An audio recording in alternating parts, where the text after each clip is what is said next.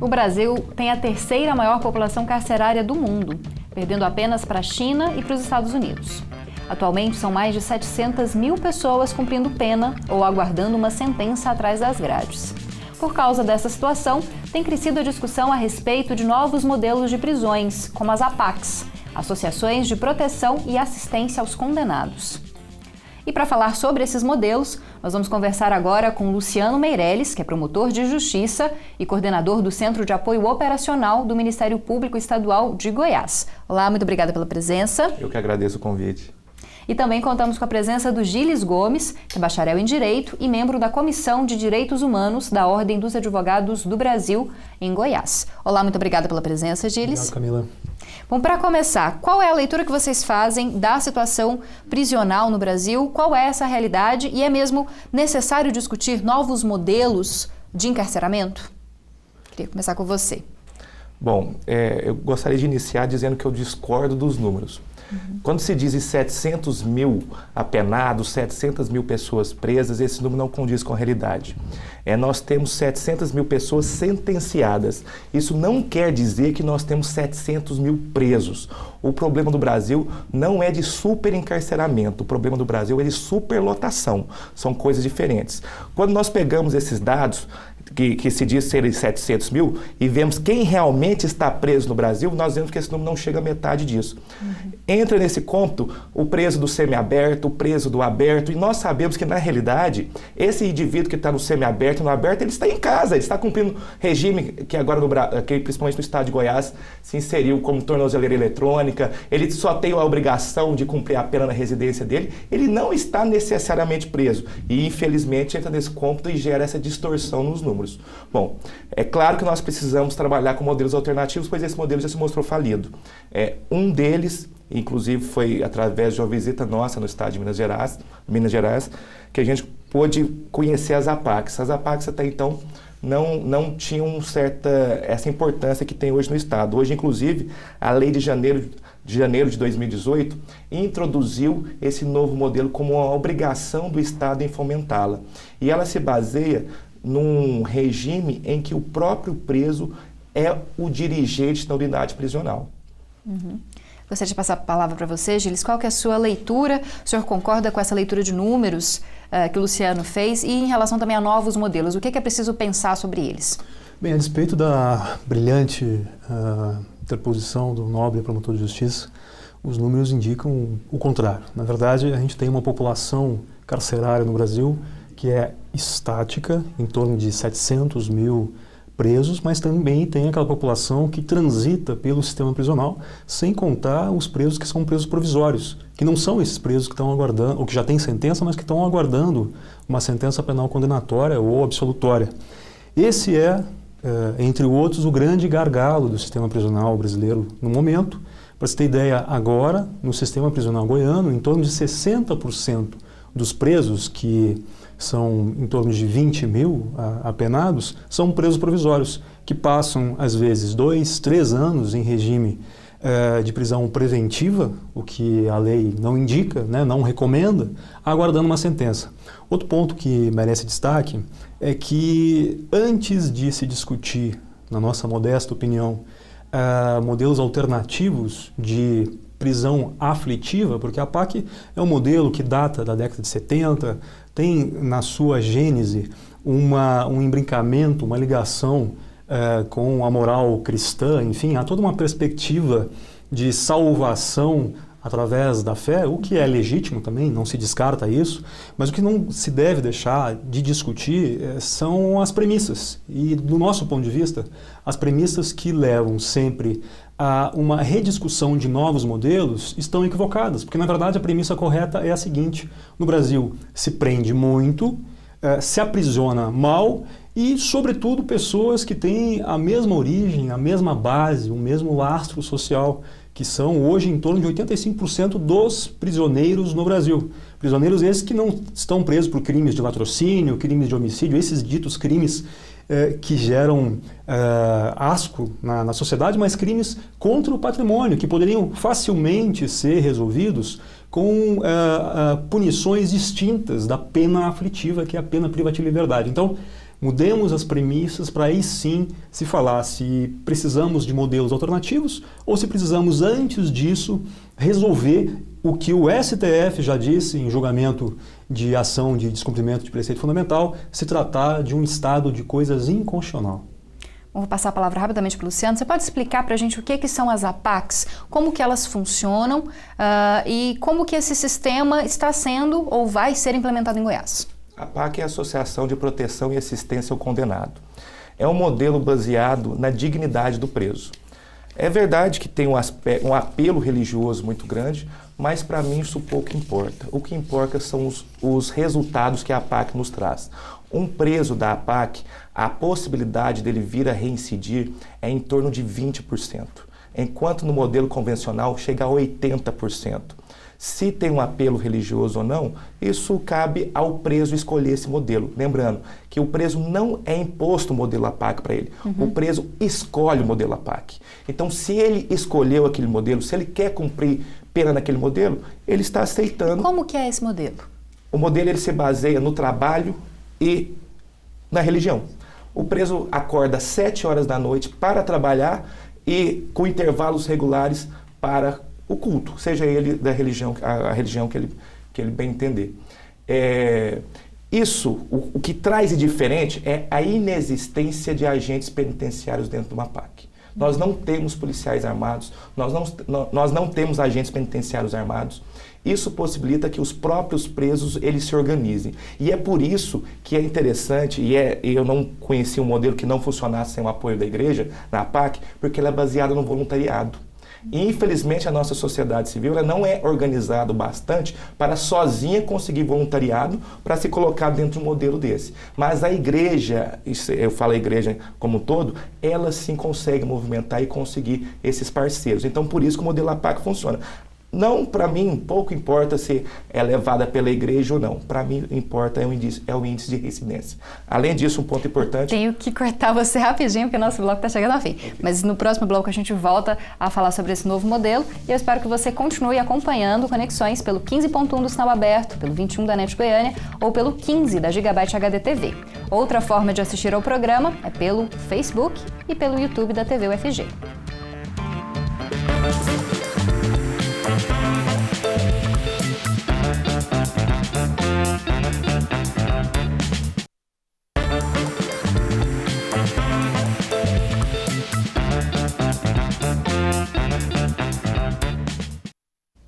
Conexões está de volta e o nosso programa de hoje discute o sistema prisional e novos modelos de prisões. Hoje nós recebemos o Luciano Meirelles, promotor de justiça e coordenador do Centro de Apoio Operacional do Ministério Público Estadual de Goiás, e também Gilles Gomes, que é bacharel em Direito e membro da Comissão de Direitos Humanos da OAB em Goiás. Gilles, você falou um pouquinho no bloco anterior, o Luciano ressaltou que para ele não importa a questão religiosa. Por que você acha que é preciso discutir essa questão religiosa das APACs e por que isso poderia ser um ponto negativo desse modelo? Bem, Camila, eu, além de fazer parte da Comissão de Direitos Humanos da OAB, também sou advogado criminalista, trabalho com direito econômico e, sem exceção, tanto os presos, os condenados, enfim, oriundos do chamado crime comum, quanto aqueles que são os chamados presos do colarinho branco, né, dos crimes econômicos, eles estão submetidos a um sistema penitenciário falido. Esse é um consenso em qualquer canto do Brasil. Tanto que hoje, se nós entrarmos no GeoPresídios, que é um site do Conselho Nacional de Justiça, nós vamos nos deparar com a seguinte situação. Apenas um presídio das 151 unidades do estado de Goiás está qualificado como bom. Todos os demais são péssimos, ruins ou regulares. Essa é uma questão importante para trazer para esse debate. A questão de cunho moral, né, professar uma fé, é um direito, na verdade, reconhecido pela própria Lei de Execução Penal, garantido pela Constituição da República. O problema que se traz à discussão é que nós vivemos num país idiosincrático, né? Uma série de manifestações religiosas de todos os matizes e necessariamente esses espaços que se pretendem a ressocialização dos presos também refletem isso. E a questão que fica é se, na essência, na prática, a criação e a implementação e o modo de gestão dessas unidades aqui no Estado vão também reproduzir, né, essas diversidades. Isso é muito importante.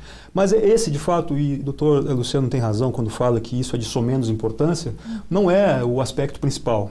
O aspecto principal, além da questão de fundo, que é a hipótese que está equivocada, há sim super encarceramento no Brasil, é que para que a APAC tenha sucesso, ela tem que ser sempre confrontada com o sistema caótico, porque os presos disputam o pedido, a chance, a vaga para adentrar na APAC.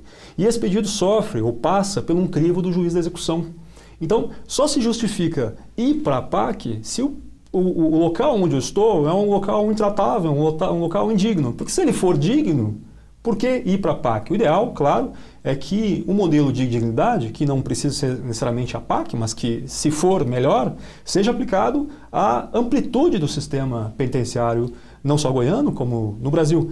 Minas Gerais, salvo engano, hoje conta com 38 e são 121 no Brasil. Mas 121 que não refletem ainda uma população carcerária que já chega a 1 milhão de pessoas presas, né? Bom, Luciano, já que o Gilles começou a falar um pouquinho dessa seleção, como é que é feita essa seleção dos presos? Existe algum tipo de escolha por presos menos perigosos ou com bom comportamento, né? E também, que não deu para responder no bloco anterior, como é que está a instalação desse modelo em Goiás? Bom, a gente iniciou a primeira APAC agora, né, na comarca de Paraúna. Esperamos que até o final do ano a unidade já esteja concluída. Já conseguimos mais de 50 voluntários para trabalhar nessa unidade. E outro ponto que eu acho importante é o valor do preso. Hoje um preso custa para o Estado cerca de R$ 2.111 no sistema comum. No sistema paquiano, esse mesmo preso sai a R$ 900. Ou seja, é mais barato e o índice de reincidência é muito menor. A gente não pode dizer que a APAC é um modelo negativo simplesmente porque o sistema é ruim. Isso não deve ser um impeditivo para a APAC entrar aqui. Infelizmente, o nosso modelo é caótico, eu concordo com o doutor. Mas isso não é algo que deve impedir a APAC. Sobre a outra pergunta que a senhora fez? Em relação à escolha dos presos que vão sair do sistema convencional e vão para as APACs. O que a APAC não admite são presos faccionados. Esse preso não entra nas APACs. A APAC ela prefere presos que têm uma longa condenação, pois o modelo apaquiano ele entende que com longas condenações você consegue trabalhar melhor um homem e introduzi-lo na sociedade. Não há crimes impeditivos. É muito comum se verificar em APACs latrocidas, homicidas, estupradores, justamente porque é essa população carcerária que tem a pena maior a ser cumprida.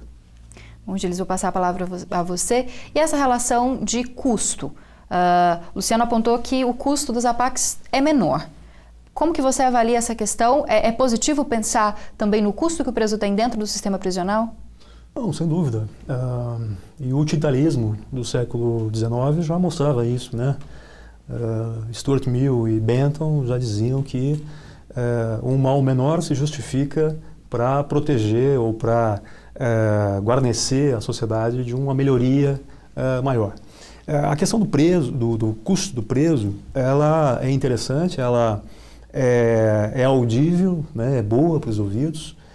Há sim estudos, e o Dr. Luciano tem toda a propriedade, porque esteve lá, que dão conta de que o preso apaquiano custa em torno de 1/3 a menos do que o preso normal.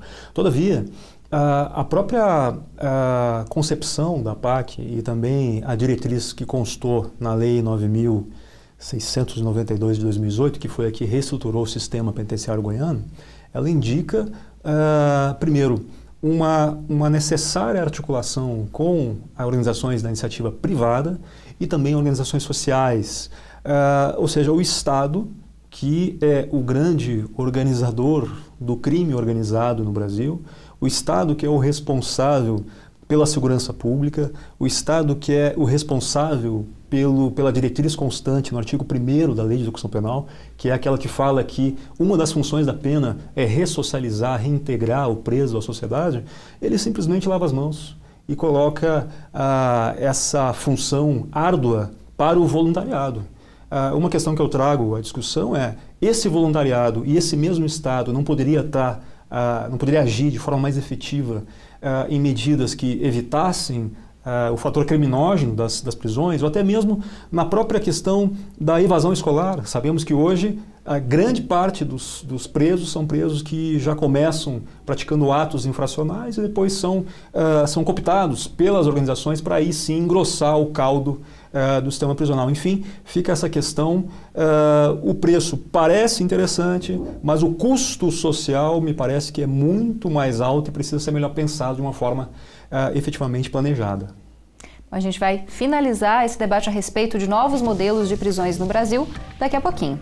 Durante o intervalo, você pode aproveitar e mandar a sua sugestão de tema para ser debatido aqui no Conexões. Você faz isso pelo jornalismo@tvufg.org.br ou então por uma mensagem de WhatsApp no 99181 1406.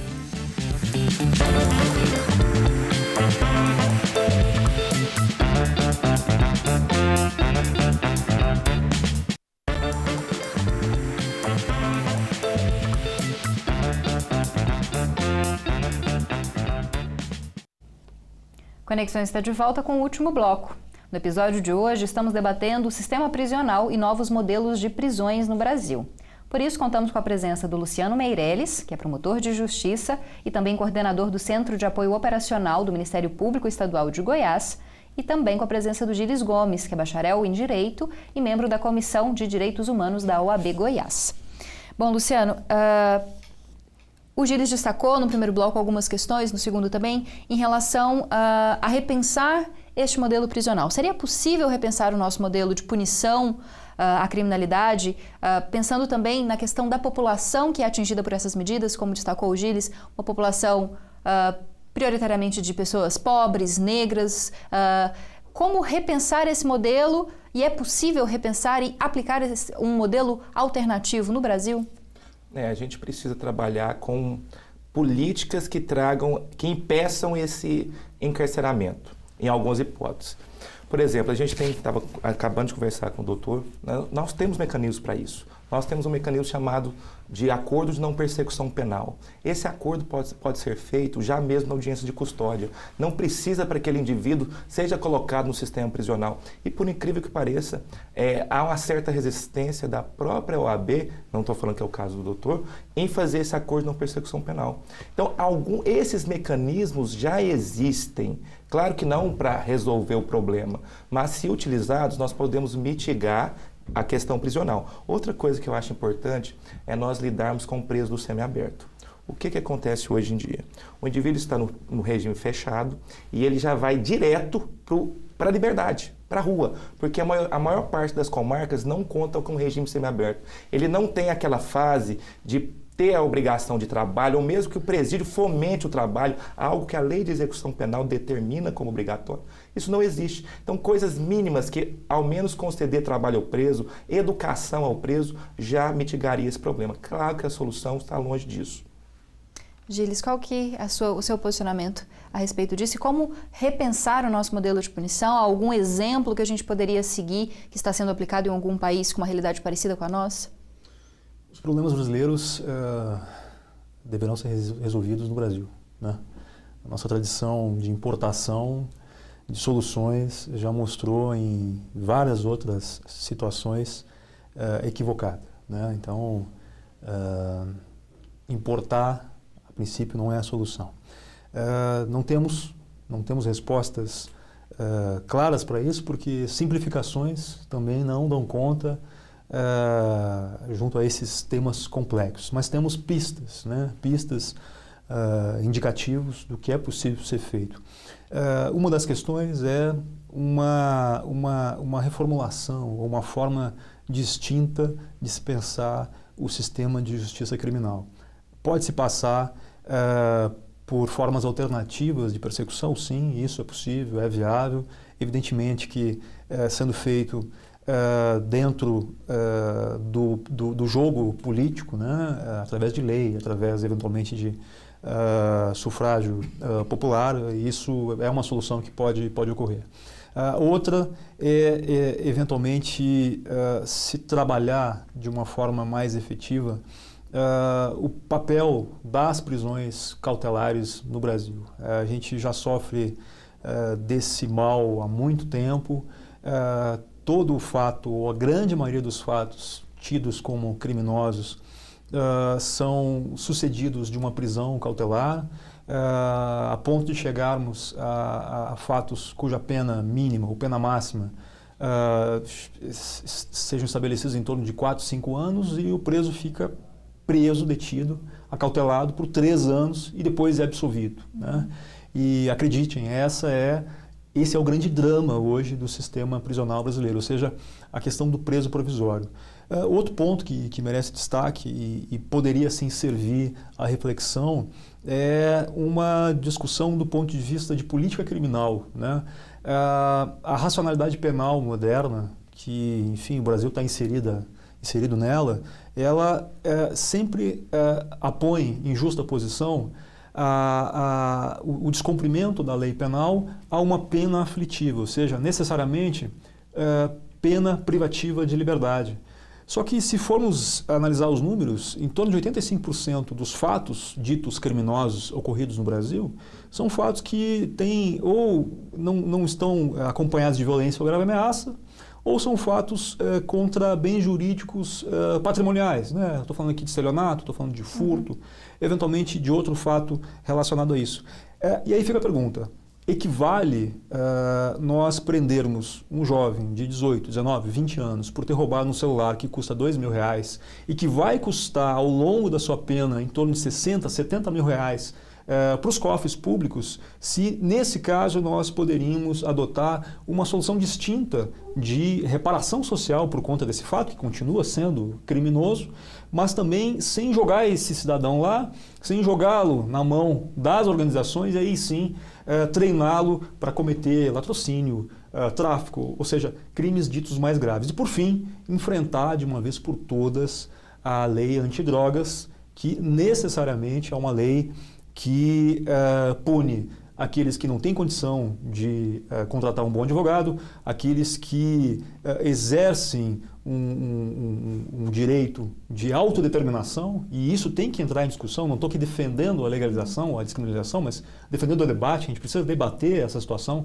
de forma urgente, e esses são hoje no Brasil, em relação ao conjunto de crimes, em torno de 70% são crimes de drogas. Então, são 4 pontos que merecem entrar no debate público para, quem sabe, uma solução para esse caos prisional. Infelizmente a gente não tem mais tempo para discutir, haveriam outras questões a serem feitas, mas queria agradecer. Muito obrigada pela sua presença, Luciano. Eu que agradeço, sempre à disposição. Também muito obrigada, Gilles, também pela sua presença. Camila, agradeço. Bom, e o Conexões de hoje está chegando ao fim. Espero que você continue acompanhando a TV UFG, ou então você pode acessar o nosso site, tvufg.org.br, para saber as nossas novidades. Além disso, tem um monte de rede social para você curtir, comentar e compartilhar. A gente tem Instagram, tem Twitter, tem Facebook e tem YouTube também. E eu te espero no próximo programa. Até lá!